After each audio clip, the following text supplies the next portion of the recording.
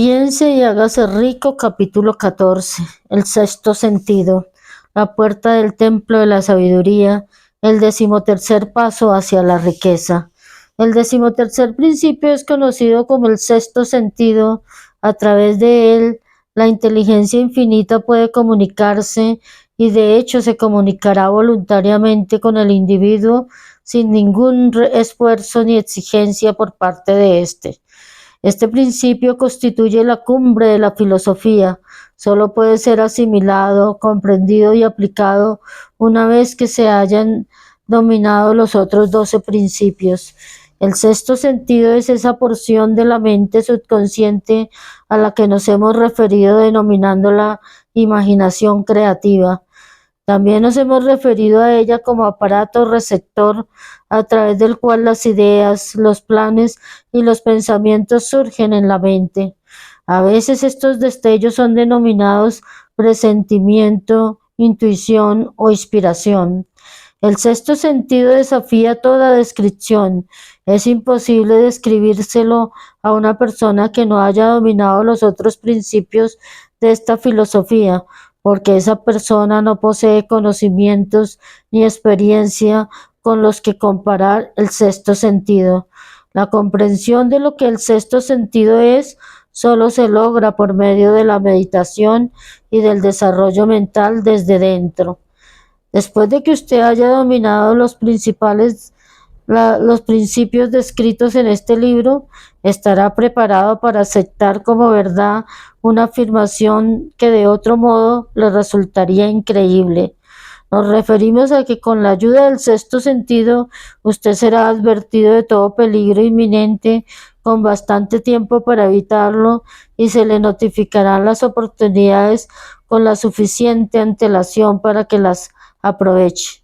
El sexto sentido acude en su ayuda y si usted sabe desarrollarlo y aprovecharlo, siempre tendrá a su lado un ángel guardián que le abrirá la puerta de entrada al templo de la sabiduría en todo momento. Milagros del sexto sentido.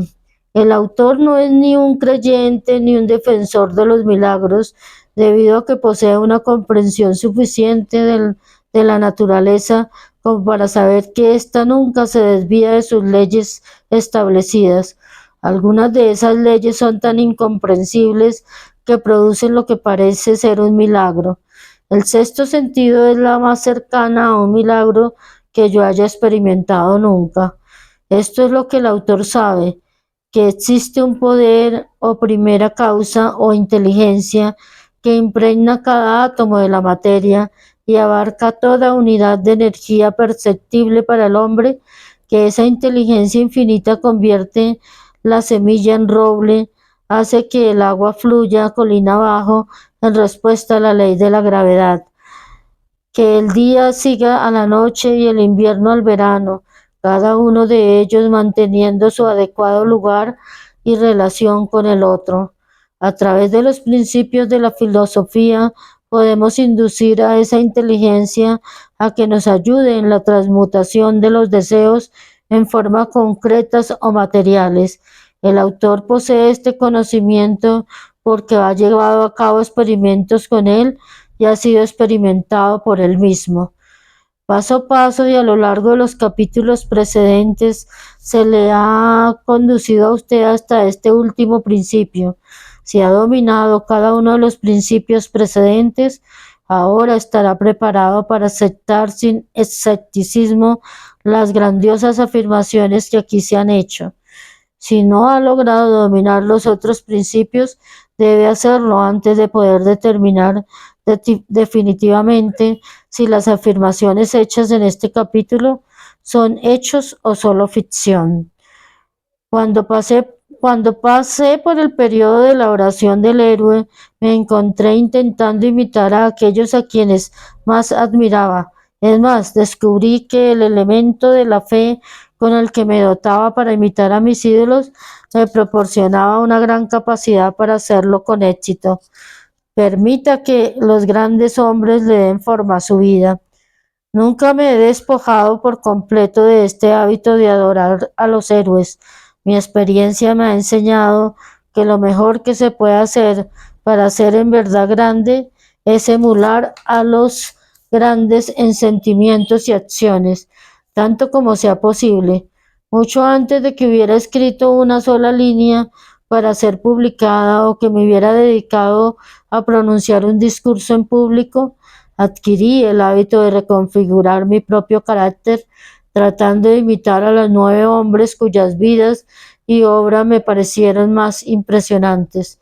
Esos 9 hombres fueron Emerson, Paine, Edison, Darwin, Lincoln, Burbank, Napoleón, Ford y Carnegie.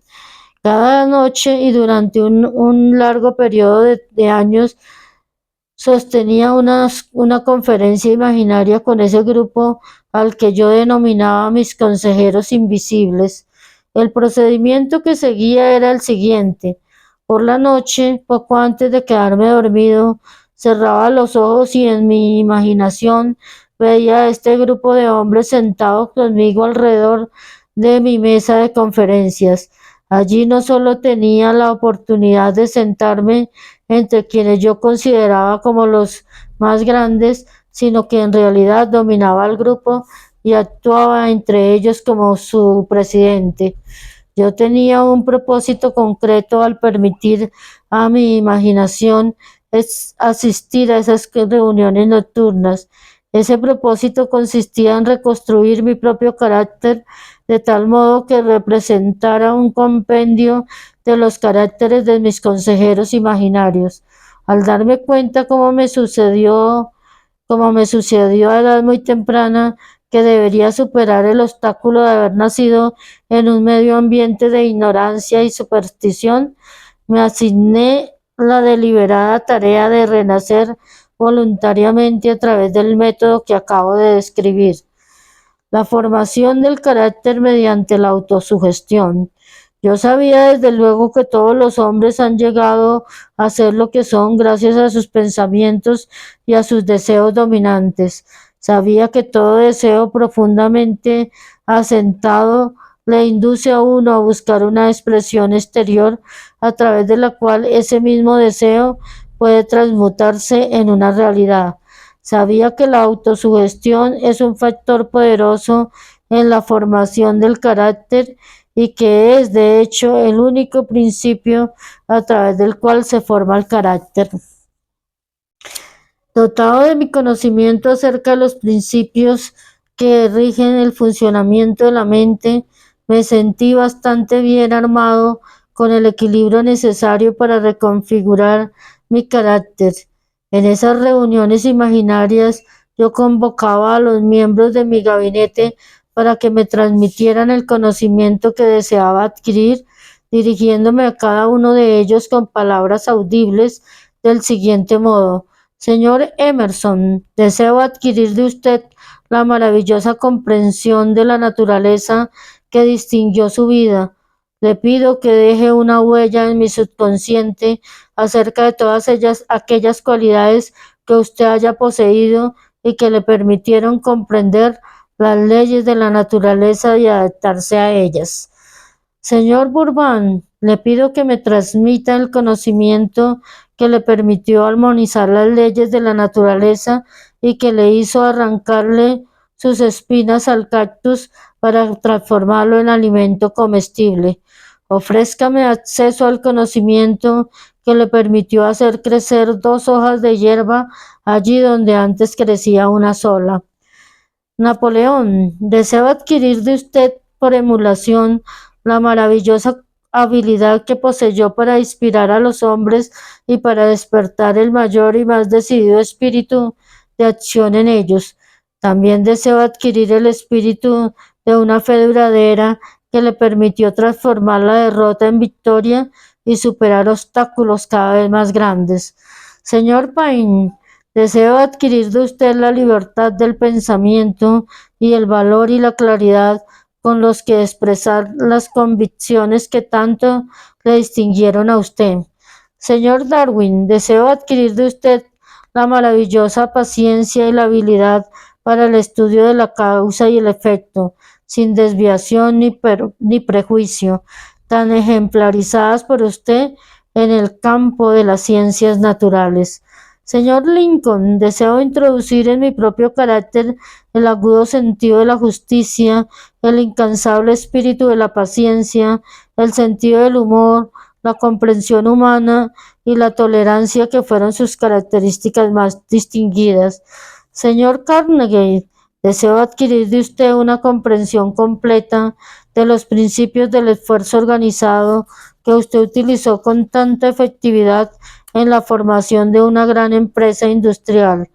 Señor Force, deseo adquirir su espíritu de perseverancia, la determinación, la serenidad y la confianza en sí mismo que le permitieron dominar la pobreza y organizar y unificar y simplificar el esfuerzo humano para que así yo pueda ayudar a otros a seguir sus pasos.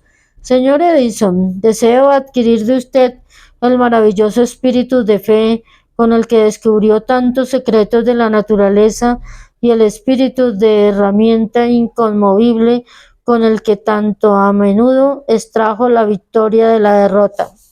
El asombroso poder de la imaginación.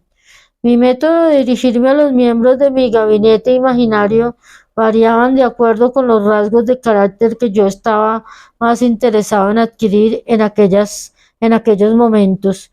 Estudié todo lo que sabía de sus vidas y lo hice con minucioso cuidado. Después de algunos meses de haber empleado este procedimiento nocturno, me sentí asombrado al descubrir que estas figuras imaginarias se convertían en aparentemente reales. Cada uno de estos 9 hombres desarrolló características individuales que me sorprendían. Por ejemplo, Lincoln tenía la costumbre de llegar siempre tarde, para luego entrar de una forma solemne donde era esperado. Siempre llevaba una expresión de seriedad en el rostro. Rara vez lo vi sonreír. Eso no era cierto en lo que se refería a los demás. Burbank y Paine se enfrascaban a menudo en conversaciones burlonas que a veces parecían conmocionar a los otros miembros del gabinete.